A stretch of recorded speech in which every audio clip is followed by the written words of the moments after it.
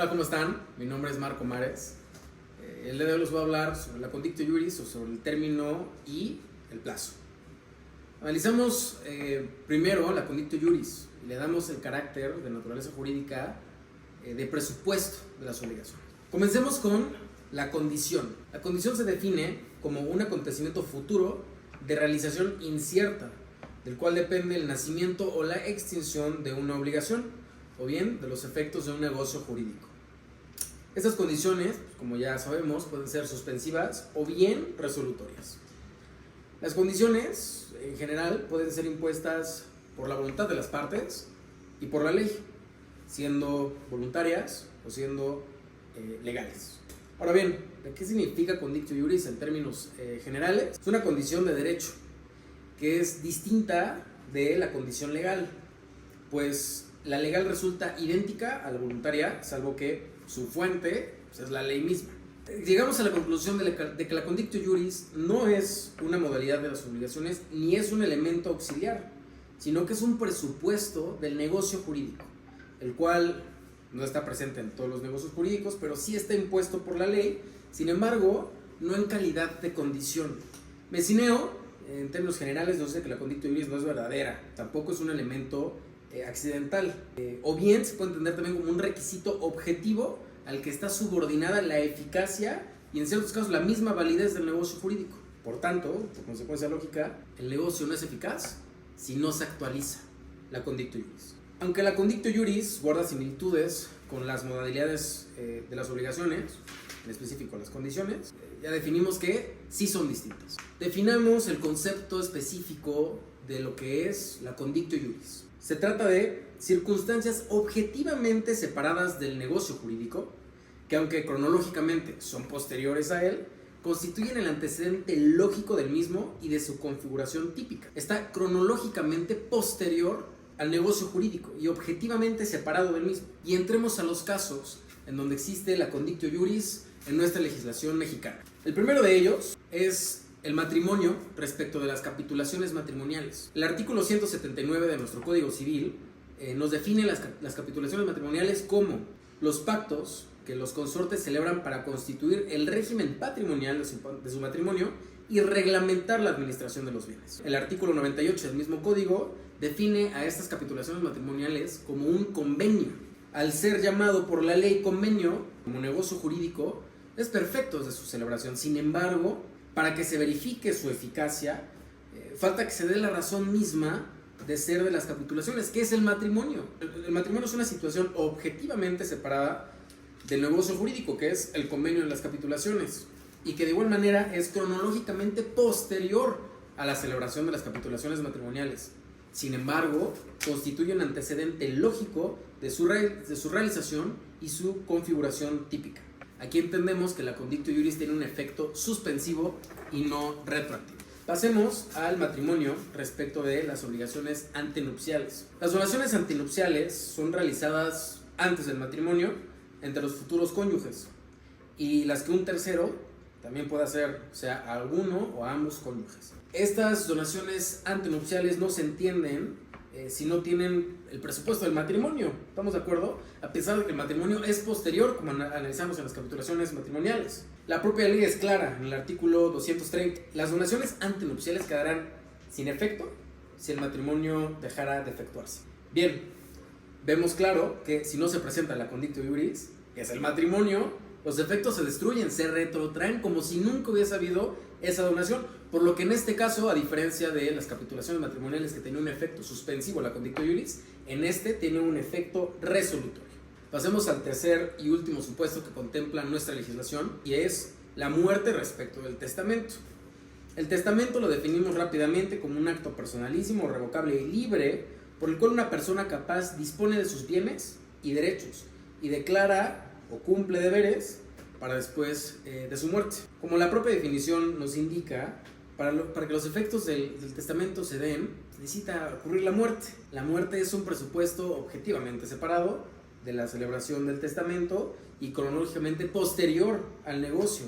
Sin embargo, este no surte efectos hasta que se actualice la condictio iuris, al igual que las capitulaciones matrimoniales, es un efecto suspensivo. Terminamos con la condictio iuris y pasamos al segundo tema relevante, que es el término o el plazo, donde usualmente solemos confundir estos dos términos, pero sí tienen sus características esenciales uno del otro. El término es un momento específico, es un punto en una línea del tiempo, mientras que el plazo es un tiempo que existe entre dos términos, entre dos puntos. Un ejemplo sería indicar que el término es, por ejemplo, el 15 de diciembre y el plazo es de 2 años. De esa manera es más fácil identificar la característica de cada uno. Entremos a los antecedentes. En Roma al término se le conocía como dies, que era un hecho futuro cierto, que tarde o temprano sucederá. Sin embargo, si se pagaba antes de que venciera el plazo, no había evidentemente derecho a repetir. Nuestro código 84 siguió la tradición evidente del código francés, en donde solo se prevé el término suspensivo y evidentemente se tiene esta tradición romana de no derecho de repetición, al igual que es importante recalcar que el plazo ya se reconoce a favor, por regla general, del deudor. Nuestro código vigente sigue los mismos lineamientos del código 84, por lo que únicamente regula el plazo suspensivo, entendiendo de la misma manera el plazo a favor del deudor. ¿Qué es el plazo? El plazo es el lapso de tiempo establecido para que una obligación sea exigible o bien se extinga. El término es el momento en el tiempo establecido para que una obligación sea exigible o bien se extinga. Bien, pasemos a las especies. La suspensiva suspende, valga la redundancia, la exigibilidad de una obligación, mientras que la extintiva, valga la redundancia de igual manera, extingue una obligación. La teoría general de las obligaciones únicamente se ocupó de regular el primero de los supuestos, porque sí esta tradición romana. Mientras que nuestro código no define propiamente el término o el plazo suspensivo, se limita a definir la obligación a plazo, definiéndola como obligación a plazo suspensivo en el artículo 1953, y me permito leerlo. Es obligación a plazo aquella para cuyo cumplimiento se ha señalado un día cierto. ¿Qué debemos de entender por día cierto? El artículo 1954 nos lo dice y me permito leer. Entiéndese por día cierto aquel que necesariamente ha de llegar. ¿Cuál es el efecto del término o del plazo? El efecto del plazo suspensivo es suspender la exigibilidad de una obligación. ¿A qué persona o a quién, a qué parte favorece el plazo? Como ya veíamos, por regla general, el plazo se entiende a favor del deudor, con fundamento en el artículo 1958, donde dice en su primer párrafo, el plazo se presume establecido en favor del deudor. Y ahí nos detenemos. Por regla general se entiende esto, sin embargo, vemos que siempre se tiene este imperio de la autonomía de la voluntad, por lo que hay tres supuestos: que el plazo se establezca a favor del deudor, que el plazo se establezca a favor del acreedor, o bien que el plazo no se establezca a favor de alguno de ellos, sino que sea neutro.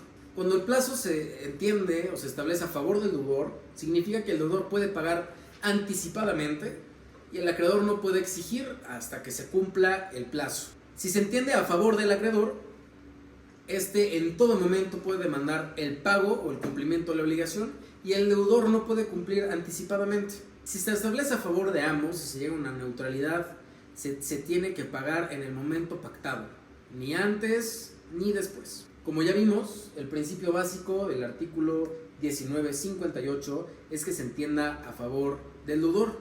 Sin embargo, esta preferencia que establece nuestro código se puede perder. ¿En qué supuestos? En los siguientes establecidos por el artículo 1959. El primero es, si después de contraída la obligación, resultara insolvente. La fracción segunda nos dice, si no otorga al acreedor las garantías que estuviese comprometido a otorgar. La tercera fracción nos dice, si por actos propios las mencionadas garantías desaparecen, o bien si desaparecieran por caso fortuito, a menos que éstas sean sustituidas inmediatamente. Vayamos a las últimas aclaraciones sobre el plazo y el término. Los actos conservatorios.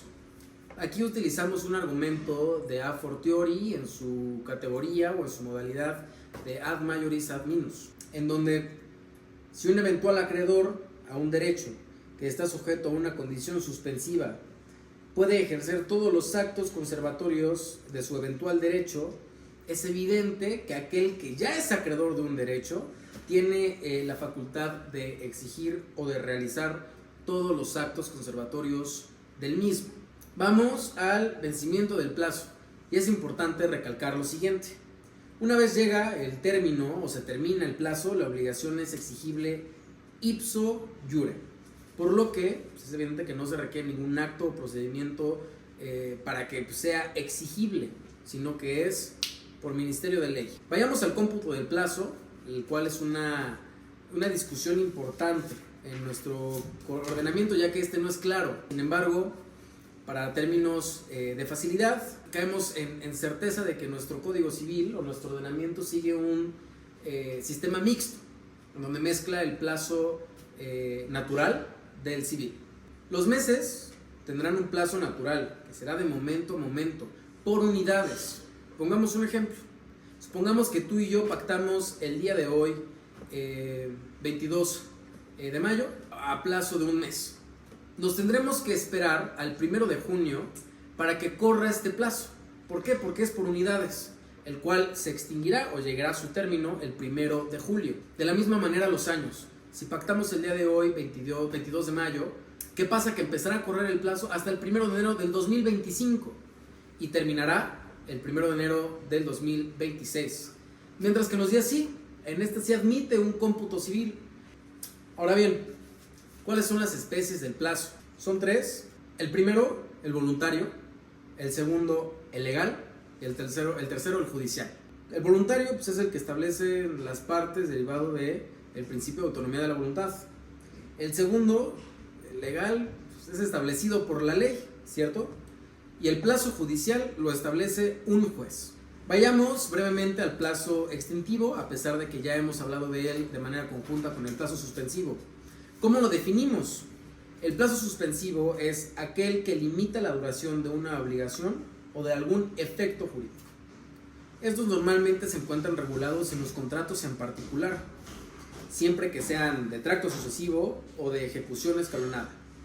Un ejemplo común sería el arrendamiento por tiempo fijo. Entonces, ¿cuál es el efecto del plazo extintivo? Es permitir que la obligación se desarrolle de forma normal hasta que llegue el plazo correspondiente. Pues bien, con esto cerramos la explicación de estos dos temas, siendo la condictio iuris y el análisis profundo del término y del plazo. En caso de que tengan alguna duda, permítanme por favor contestarla en la sección de comentarios y con todo gusto lo haré. Un saludo y linda tarde.